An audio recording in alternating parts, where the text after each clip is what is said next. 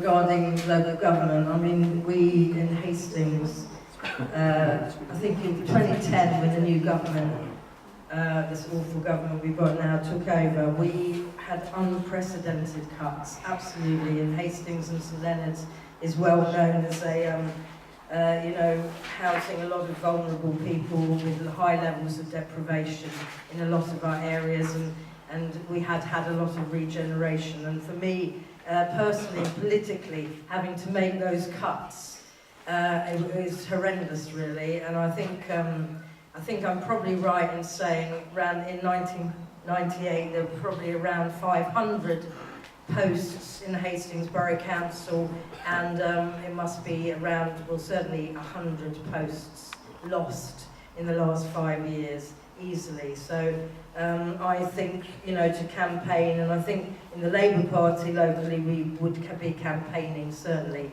to stop any cuts and future cuts in local government.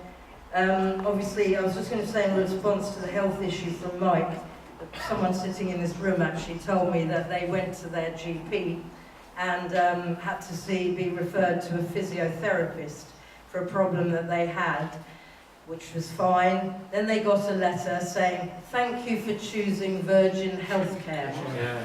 And understandably were furious, because that is actually denying people's choice to use the public sector, as we are all committed to. And if then your choice is actually either you go to a private healthcare provider, or you don't have your physiotherapy, and you go back to the GP and you campaign. These are the campaigns we need, and I totally agree with what John's been saying about we've got to stop the privatisation. We've got to bring it back to properly publicly funded. And I was just going to say to Dawn, I mean, in the past when I was councillor, I was really, really proud of our empty homes strategy, and I was privileged to launch that strategy, and it is really, really, the council gets really tough on empty homes and action against landlords that keep their properties empty. It is criminal. There are families that could benefit, and I think the council is really doing a brilliant job to address that issue. Thank you. Okay, I just wanted to address one thing about health privatisation in terms of strategy and campaigning. I had an experience recently where, because of my voluntary work with a charity for adults with learning disabilities, I was invited to become a patient's champion with a clinical commissioning group. And that was a very interesting process, because a whole group of people selected by the clinical commissioning group, not in a democratic way, in a fairly random way, were trained in how to support patients to participate in the commissioning and procurement of health services, with a view that this would empower citizens to get better health. Yeah. I don't think they realised what they were getting asking me to go, because when they asked me, I just said, this is a completely morally bankrupt way of running a health service. We shouldn't be participating in this. What was interesting is all of the other people there agreed. They were just ordinary patients. They weren't political activists. They were ordinary people involved in community campaigns about health. And what I would say is, you want to fight against health privatisation, obviously we need to work with politically through elected politicians, but there's a lot of work in the community that can be done with ordinary interested citizens, because ordinary interested citizens do not want privatisation. The three issues that have been raised, in terms of local government, I think Trevor's hit on. There's been some discussion on the left about where we go from here with local government, but not enough. The issue is local government finance. I used to be chair of finance on the GLC years ago. It's archaeology of Labour Party history, I know. But when I was chair of finance, I had control of business rates, the precept, what was the equivalent of the rates then, and the capital fund as well. And to be frank, I think I was 29 then. I had control of a £3 billion budget, effectively. And we spent till we dropped. We had to. We inherited an administration from a Tory council that put up fares on the buses, had cut back on the fire services, and our environmental controls were minimal, and in addition to that we had the Inner London Educational Authority, which again had been successively under attack by the Tory governments in particular.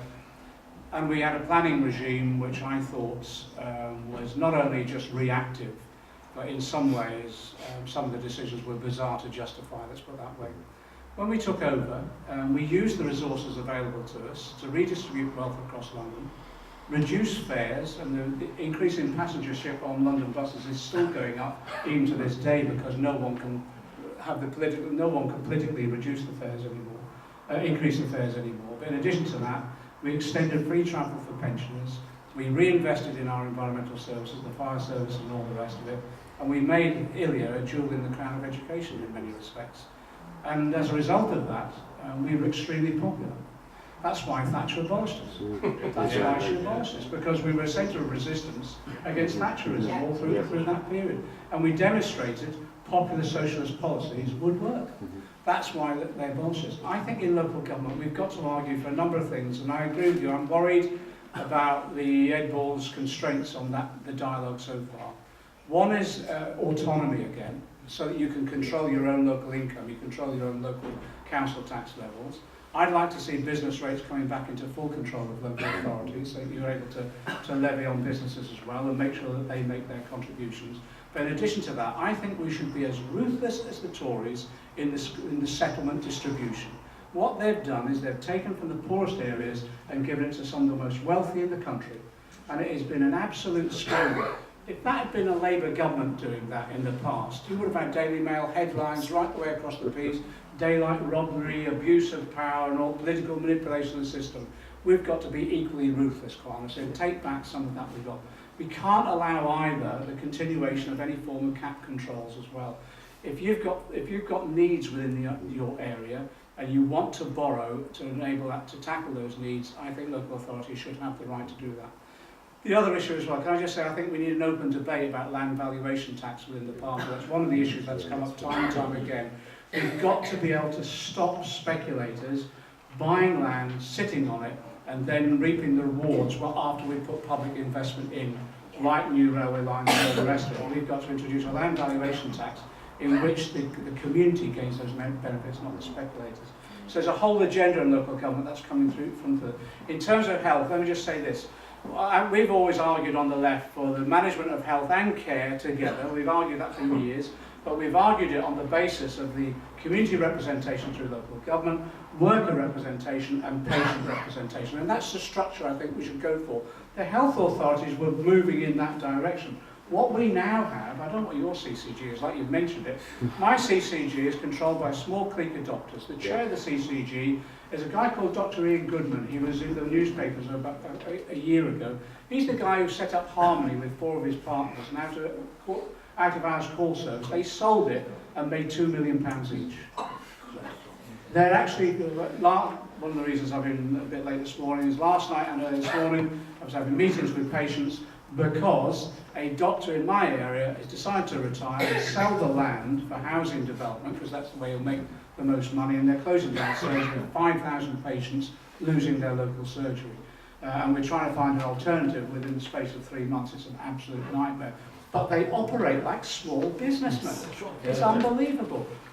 What we're doing in our area, I'm trying to work with our local hospital, Foundation Trust, there you are, I'm trying to work with them, where there's a surgery closing like that, and we've had a few of them where speculators taking over the land, where the doctors now start taking over the surgeries.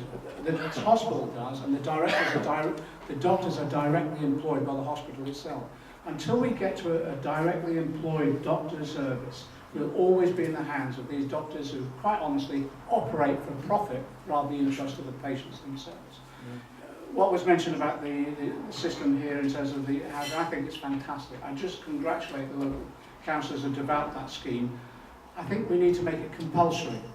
In a Tory area like mine, a Tory council, but a Labour MP and a working class multicultural area like mine under severe pressure, the Tories aren't interested in that. Until we introduce legislation that force them to take over. So we say to the Tory authorities and others, As long as there's a single family that's homeless or living in bed and breakfast, if there's an empty property in the private sector, you're required to take it over. You're required to. Until we get to that, we'll continue to have a housing crisis in the short term. Can I say one final thing? One of the worst things that happened in the last government as well is the introduction of anti-squatter legislation. Now, in my area, squatting has become a legitimate activity because people are so desperate. I know it's contentious, but to be frank, that's been our tradition in our area for a long period of time, where people are absolutely desperate. What else can they do? If the state fails, then what else can they do? And the legislation that they introduced last time was about squatting in commercial properties and all the rest of it, and a lot of it was warehouses standing empty again. There should be no need for squatting if we get our housing policy. Yeah.